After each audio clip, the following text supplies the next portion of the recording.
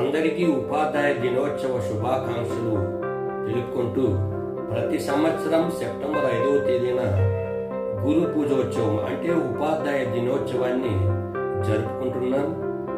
ఆయన పుట్టినరోజును మనం ఉపాధ్యాయ దినోత్సవంగా జరుపుకుంటున్నాం.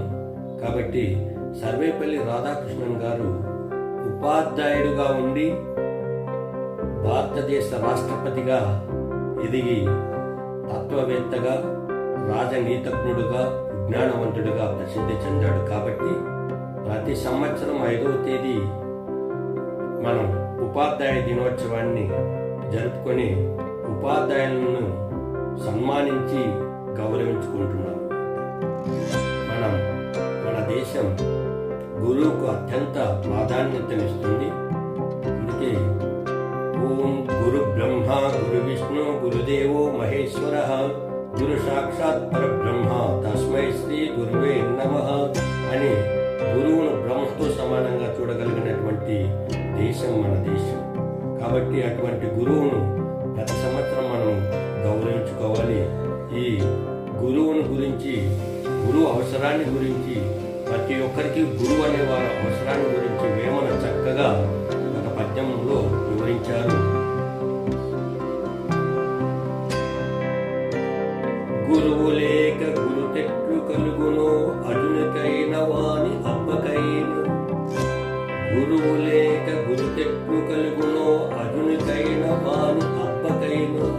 తాలకు చెవి లేక తలుపెట్టలూడును విశ్వదాభిరామ వినురవేమ.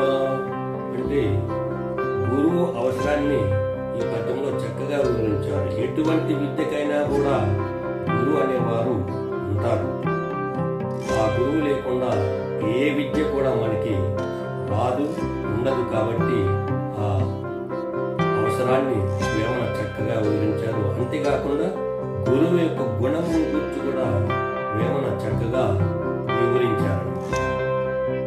కస్తూరియటు చూడ కాంతి నల్లగను పరిమళించుదాని పరిమళం.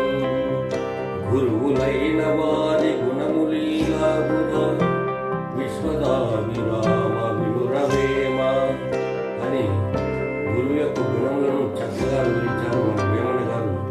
కస్తూరి చూడడానికి నల్లగా ఉంటుంది కానీ దాని సువాసన మాత్రం చుట్టుపక్కల వెదజల్లుతూనే ఉంటుంది. అదేవిధంగా గురువు యొక్క గుణములు పిల్లలపై ప్రసరిల్లుతూ ఎల్లవెల్లలా ఉంటాయి. కాబట్టి ఆ గుణములనే పిల్లలు కూడా కొన్ని అలవాటు చేసుకుంటారు, ఆ విధంగా ప్రవర్తిస్తుంటారు. కాబట్టి గురువు యొక్క ప్రభావం పిల్లలపై ఎక్కువగా ఉంటుంది.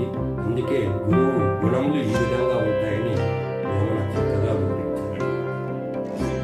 ఈ గురు పూజోత్సవం నాడు గురువులను పూజించి సన్మానించి గౌరవించాలని కోరుతూ ఈ వీడియో చేస్తున్నాను.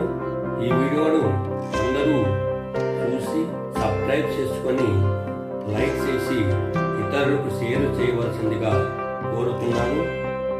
జై హింద్.